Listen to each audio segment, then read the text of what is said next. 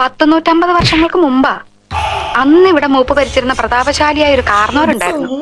ആ കാർന്നോര് തഞ്ചാവൂരിൽ നിന്നങ്ങണ്ട നൃത്തക്കാരിയെ മേഡമെ കൊണ്ടുവന്ന് താമസിപ്പിച്ചു. നാഗവല്ലി എന്നായിരുന്നു ആ തമിഴത്തിയുടെ പേര്.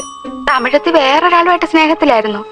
രാമനാഥന്റെ പേരുള്ള ഒരു നൃത്തക്കാരനുമായിട്ട്. കാർന്നോര് എങ്ങനെയോ ഈ രഹസ്യങ്ങളൊക്കെ അറിഞ്ഞു. അന്ന് അർദ്ധരാത്രി നാഗവല്ലിയെ കാർന്നോര് നമ്മുടെ തെക്കിനിലിട്ട് വെട്ടിക്കൊന്നളഞ്ഞു. 8ാം ദിവസം ദുർഗാഷ്ടമി രാത്രിയില് നാഗവല്ലിയുടെ പ്രേതാത്മാവ് ഒരു രക്തയക്ഷിയായിട്ട് മാറി കാർന്നവരെ കുത്തി കൊലപ്പെടുത്താൻ വേണ്ടി അരക്കകത്ത് വരെ കയറി ചെന്നാ പറയുന്നേ. അതീ പിന്നെ നാഗവല്ലിയുടെ പ്രേതാത്മാവ് തീരാപ്പകയോടെ ഈ തറവാട്ടിലൊക്കെ അലഞ്ഞടക്കാൻ തുടങ്ങി. ഇതൊക്കെ മുത്തശ്ശിമാര് പറഞ്ഞു കേട്ട കഥകളാണേ. സത്യം എന്താണെന്ന് ആർക്കറിയാം. ആ പിന്നെ ആ രാമനാഥം വന്ന് രഹസ്യമായിട്ട് താമസിച്ച വീട്ടില് ഇപ്പോഴാരാ താമസിക്കുന്നറിയോ? അല്ലിയുടെ ചെക്കനാ, ആ കോളേജ് ലെക്ചറർ.